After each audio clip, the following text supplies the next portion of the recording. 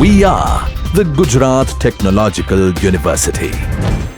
Since its inception over a decade ago, GTU has been empowering young and curating minds to realize their true potential. Over 4 lakh inspired students are enrolled with one of the premier academic universities in India. With more than 450 affiliated colleges in its fold operating across 5 zones of the state, GTU, the International Innovative University, your place to move forward.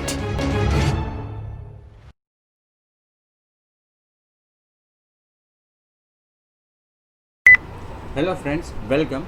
सो हम बात कर रहे थे resources in Android, और जो last video था उसमें हम सर्च कर रहे थे r.java फाइल।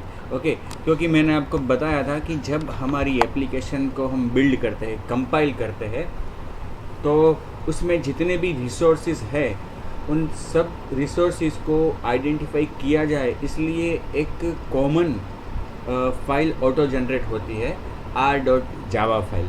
ये r.java फाइल जो है उसमें एक्चुअली एक आउटर क्लास होता है r, ओके, और उस r क्लास के अंदर बहुत सारे नेस्टेड क्लास होते हैं। जितने भी रिसोर्सेज है आपके, उस हिसाब से हर एक प्रकार के रिसोर्स के लिए एक अलग नेस्टेड क्लास बनेगा, टॉप लेवल नेस्टेड क्लास। और हर टॉप लेवल नेस्टेड क्लास के अंदर जो भी पर्टिकुलर रिसोर्स है उस नाम का एक public static final integer member बनेगा।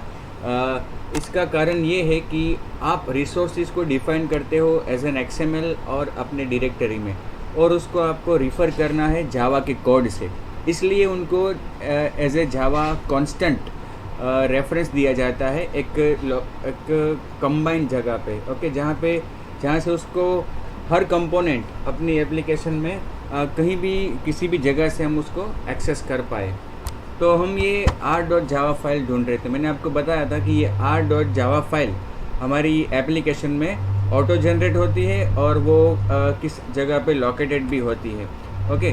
बट अब क्या है कि अब जो नए वर्जन्स आ रहे हैं एंड्रॉयड स्टूडियो के, उसमें ये r.java फाइल आपको देखने को नहीं मिलेगी, क्योंकि इसमें क्या है, देखो, for faster R class generation, R है तो क्लास ही, ओके, वो आउटर क्लास है। उसके अंदर सपोज़ कि मैं आपको बताता हूँ, सपोज़ कि आपने एक स्ट्रिंग रिसोर्स बनाया, ओके, जिसका नाम आपने दिया है कंपनीज, ओके। तो होगा क्या कि आपका जो एक क्लास बना हुआ होगा इस तरह से, पब्लिक इंटरनली ऐसा क्लास बनेगा, पब्लिक क्लास R, उसके अंदर क्लास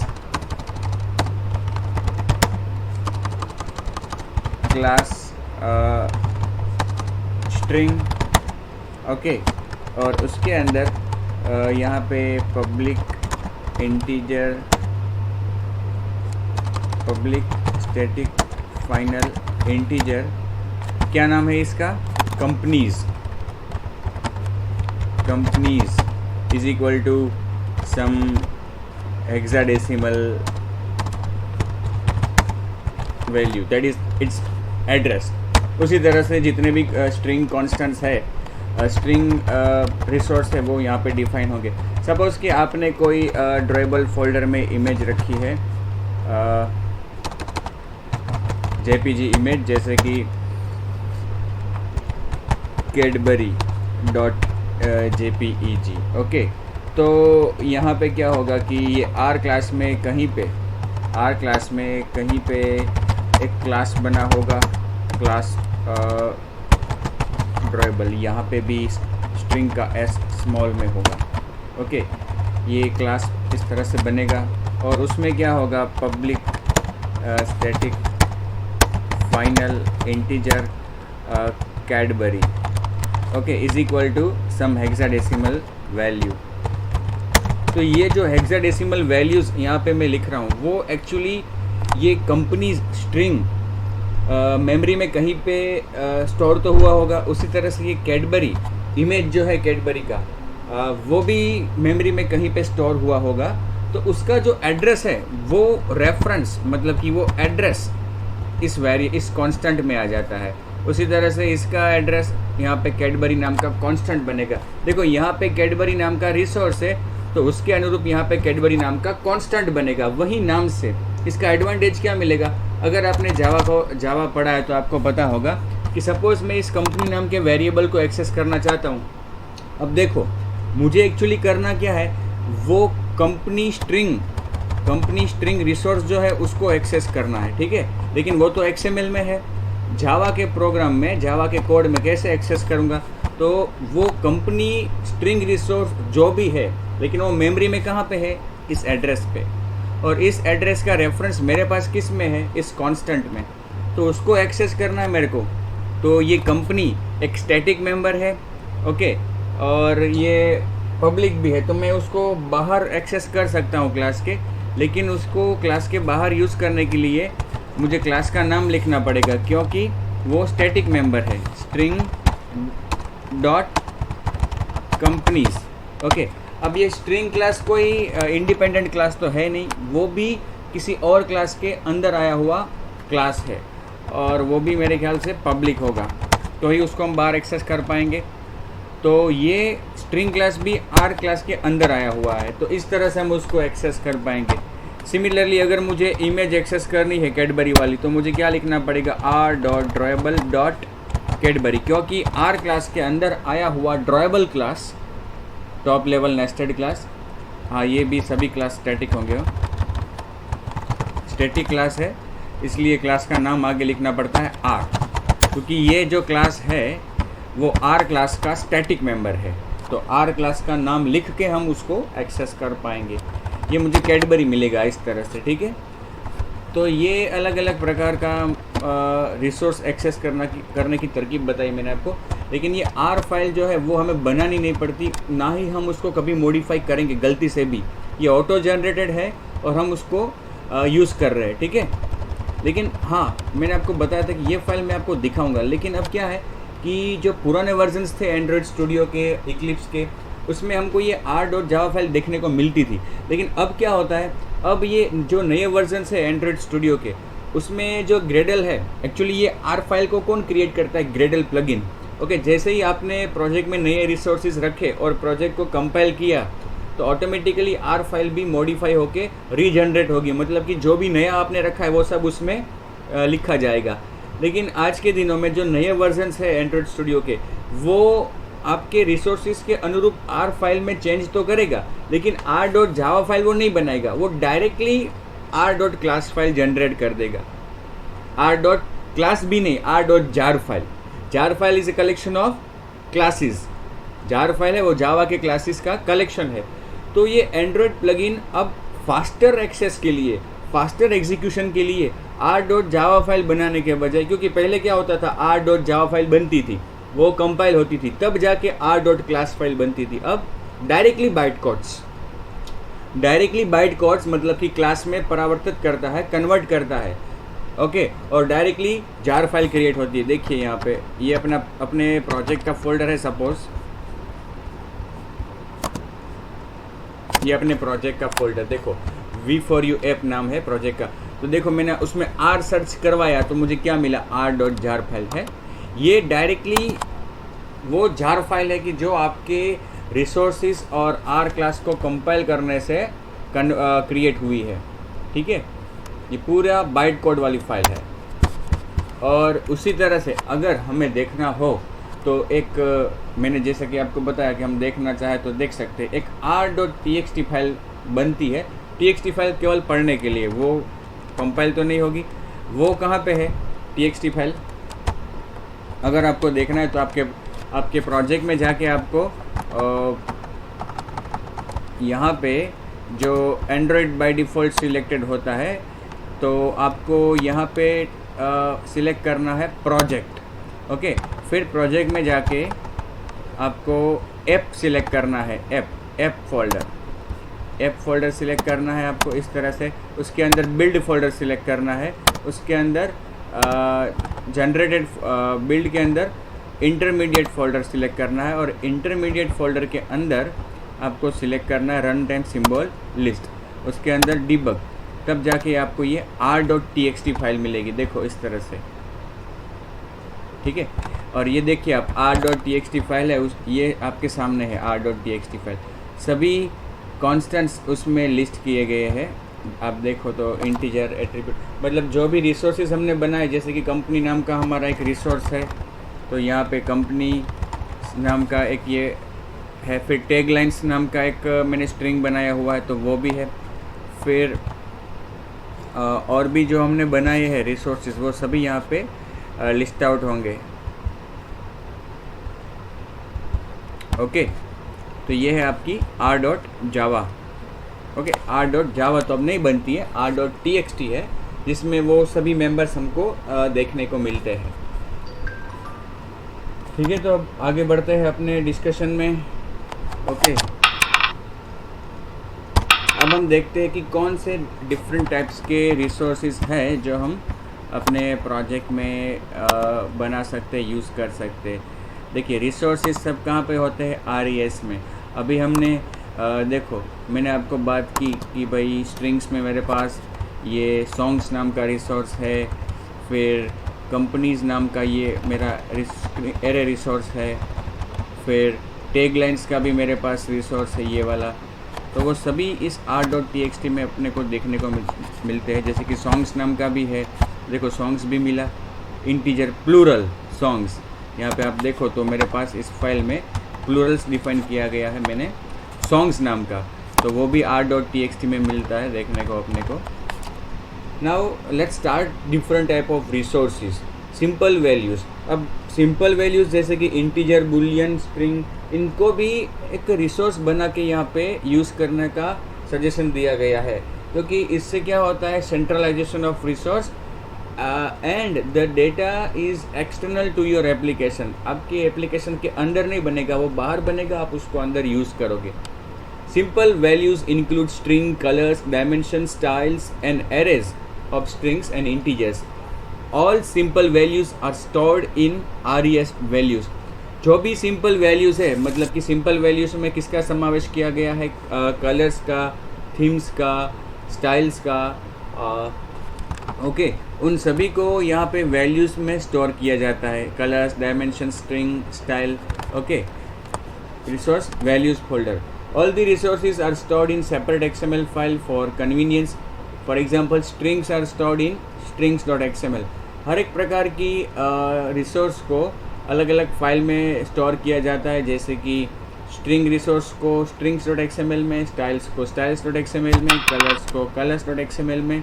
ये आपको एक नमूना पेश किया, एक एग्जाम्पल पेश किया है string.xml का, ठीक है, जिसमें स्ट्रिंग एक यहाँ पे आप देख सकते हो बनी हुई है, ऐप नेम, फिर प्लूरल्स बनाए हैं, कलर बनाया है। ओके, ये मैंने आपको मेरी string.xml फाइल भी बताई। देखो, ये रिसोर्सेज टैग से शुरू होता है, फिर उसमें स्ट्रिंग टाइप के रिसोर्स के लिए स्ट्रिंग लिखते हैं हम, उसको नाम देते हैं और उसका कुछ नाम होता है, और फिर उस स्ट्रिंग की वैल्यू क्या देना चाहते हैं वो हम नोट्स के बीच में लिखेंगे। सिमिलरली ये प्लूरल्स नाम का मैंने एक स्ट्रिंग रिसोर्स बनाया है, सॉन्ग्स, मतलब कि सॉन्ग्स को सिंगुलर और प्लूरल में मुझे अलग अलग डिस्प्ले करना है उसके लिए। फिर ये भी स्ट्रिंग रिसोर्स है, name is equal to hello blank fragment, यहाँ पे स्ट्रिंग एरे बनाया है, कलर्स, ओके। फिर ये वाला colors.xml जिसमें अलग अलग कलर डिफाइन किए हैं। हर एक रिसोर्स फाइल की शुरुआत तो ऐसे ही होगी, XML का वर्जन और रिसोर्स टैग, फिर उसका पर्टिकुलर टैग होगा, जैसे कि string tag, colour tag, style tag, etcetera, okay.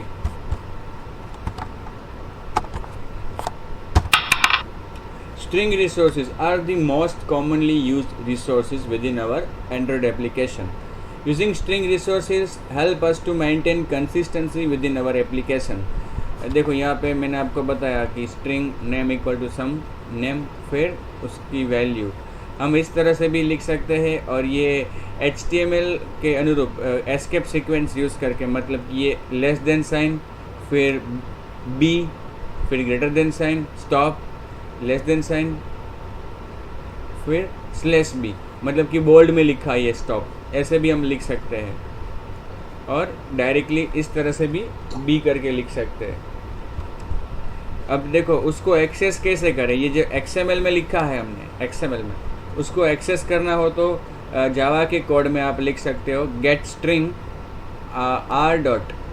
r.string उसका नाम। ओके, फॉर्मेटेड स्ट्रिंग चाहिए आपको, इस प्रकार की फॉर्मेट किया है, फॉर्मेट आपने इस तरह का किया है तो स्ट्रिंग डॉट फॉर्मेट और स्ट्रिंग का नाम, ओके, जो आपने रिट्रीव किया, फिर उसमें कोई वैल्यू भी दे सकते हो यहाँ पे। और ये HTML का आपने यहाँ पे देखो HTML स्टाइल का स्ट्रिंग आपने लिखा है तो HTML डॉट फ्रॉम HTML ऐसा करना होगा आपको। प्लूरल्स मैंने आपको बताया कि भाई एक ही शब्द के आप एक वचन और बहुवचन अलग अलग रखना चाहते हो, जिसको आप अपने क्लाइंट को योग्य स्वरूप से डिस्प्ले करना चाहते हो, तो आप प्लूरल्स भी डिफाइन कर सकते हो। ओके, जैसे कि यहाँ पे यूनिकॉर्न काउंट एक प्लूरल है और उसको एक्सेस करने के लिए क्या लिखा है यहाँ पे, रिसोर्सेज गेट रिसोर्सेज यूनिकॉर्न एक वेरिएबल बनाया, resources dot gate quantity string लिखा, क्या लिखा, गेट क्वांटिटी स्ट्रिंग। इसमें आप देख सकते हो कि हम फॉर्मेट स्पेसिफायर भी यूज़ कर सकते हैं। %d जो है वो इंटीजर के लिए है, गेट क्वांटिटी स्ट्रिंग पहली आर्ग्यूमेंट जो है वो इस रिसोर्स का नाम आएगा जो हमने रखा है यूनिकॉर्न काउंट, r.plurals.unicorn काउंट। फिर दूसरी आर्ग्यूमेंट जो है वो एक्चुअल वैल्यू, यहाँ पे कि आप कितनी वैल्यू पास करना चाहते हो, आपने 1 पास किया तो ये आउटपुट आएगा 1 यूनिकॉर्न, और अगर आपने 2 पास किया तो ये आएगा, और अगर ये आता है सेकंड वन अदर वाला तो %d की जगह पे क्या आएगा, वो आपने यहाँ पे पास किया। ओके, तो अगर यहाँ पे आप 2 लिखते हो और यहाँ पे भी 2 लिखते हो तो आउटपुट क्या आएगा, 2 यूनिकॉर्न्स।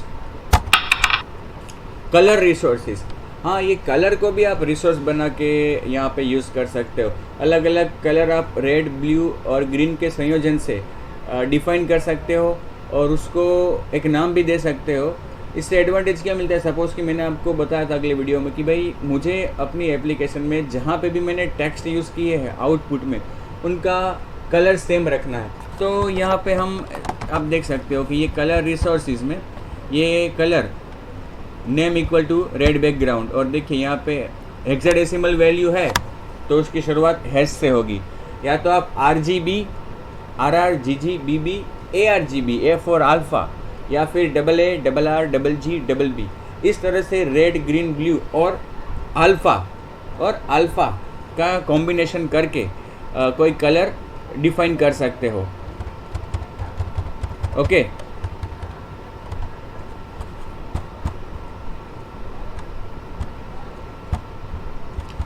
तो ये कलर रिसोर्स है, ठीक है, और इसको आपको यूज़ करना है तो भी आप इजीली उसको यूज़ कर सकते हो प्रोग्रामेटिकली। जैसे कि ये कलर यहाँ पे अभी तो यहाँ ये कलर पर्पल है सपोज़, ओके, कलर पर्पल, तो इसको आपको यूज़ करना है तो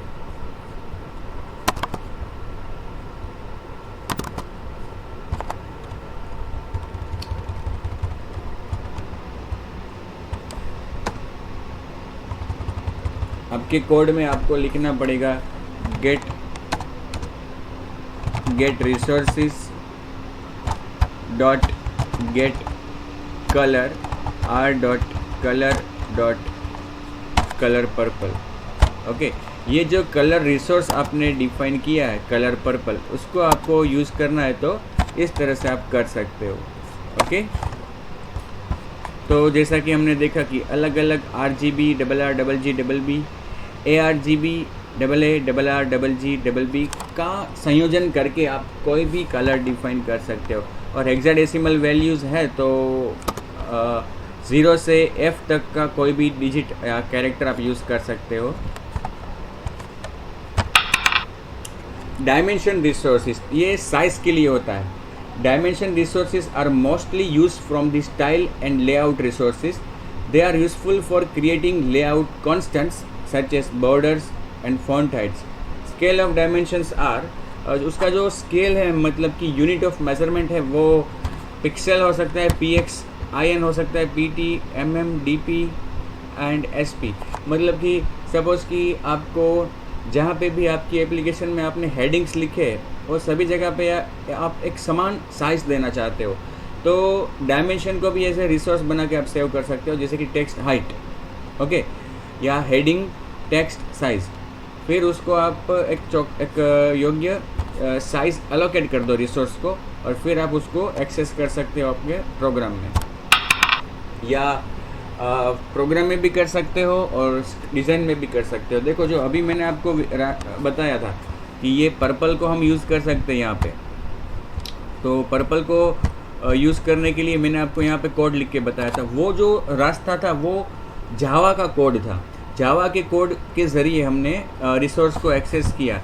लेकिन ऐसा नहीं है कि आप जावा में ही केवल उसको एक्सेस कर सकते हो रिसोर्स को, आप XML में भी उसको एक्सेस कर सकते हो। जैसे कि भाई ये सपोज मेरा फ्रेगमेंट 4 है, ठीक है। अब सपोज इसमें जो टेक्स्ट व्यू है उसमें मुझे वो पर्पल कलर यूज़ करना है, तो मैं यहाँ पे क्या करूँगा, सपोज टेक्स्ट कलर,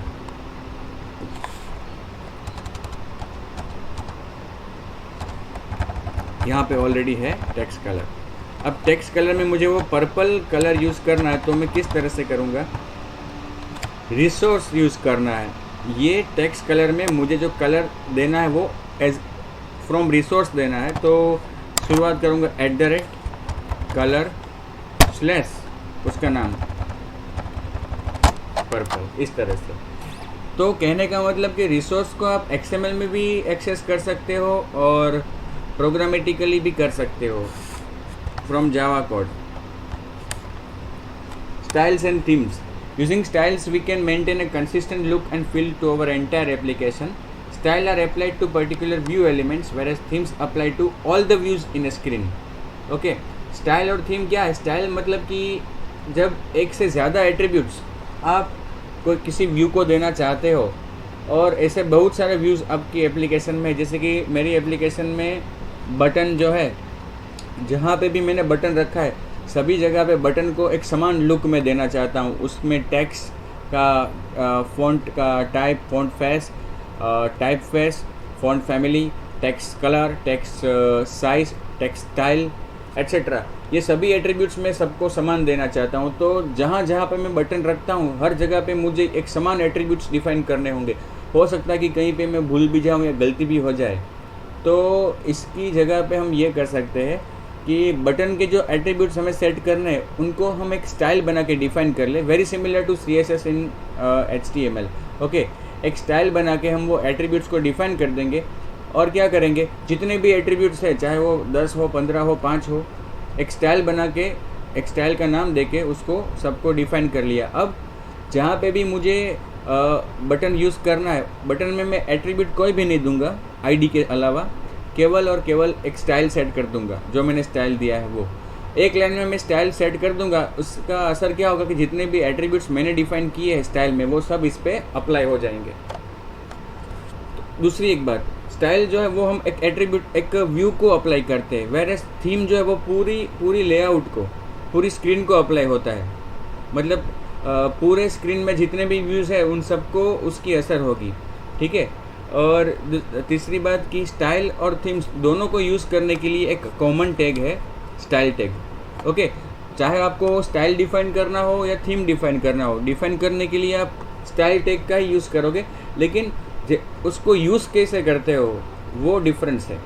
जब आप किसी व्यू को स्टाइल असाइन करते हो तो वो एक स्टाइल बनता है, और जब किसी लेआउट को आप स्टाइल असाइन करते हो तो वो थीम बनता है। Resources, style, name equal to some name, item, फिर स्टाइल का नेम, ये एट्रीब्यूट का नेम और उसकी value, again item, attribute name, उसकी वैल्यू। इस तरह से हमने ये एक स्टाइल डिफाइन किया।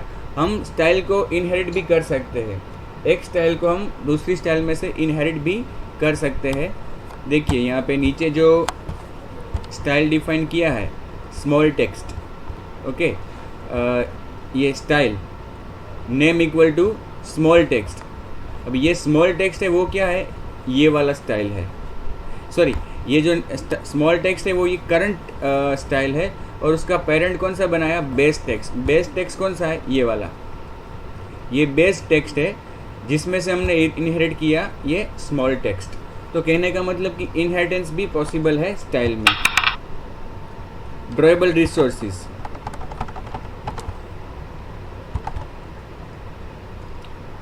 Drawable resources include bitmaps and 9 patches. मतलब कि आपको कोई इमेज, इम्यूटेबल इमेज आपके पास है, आपके कंप्यूटर में है, कहीं पे भी है, आपने डाउनलोड किया है, जेपीजी, बीएमपी, तो ऐसे इमेजेस को भी आप अपनी एप्लीकेशन में यूज़ कर सकते हो इजीली।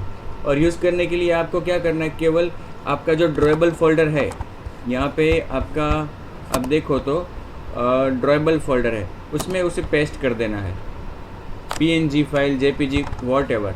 ओके, फिर उसको एक्सेस करना है, मैंने आपको बताया था r.drawable करके आप उसको एक्सेस कर सकते हो इस तरह से। All drawables are stored as individual files in the resource drawable folder. There are different drawable folders available for medium, high and low density screens, LDPI, HDPI, MDPI, etc. हर एक के लिए अलग अलग फोल्डर होता है और हर एक अलग अलग डेंसिटी वाले पिक्चर को आप अलग अलग फोल्डर में रख सकते हो। एंड्रॉयड उसमें से जो बेस्ट होगा आप डिवाइस की स्क्रीन के लिए उसको सिलेक्ट करेगा। ओके, यहाँ तक रखता हूँ इस वीडियो को। नेक्स्ट वीडियो में हम आगे डिस्कस करेंगे बाकी के रिसोर्सेज।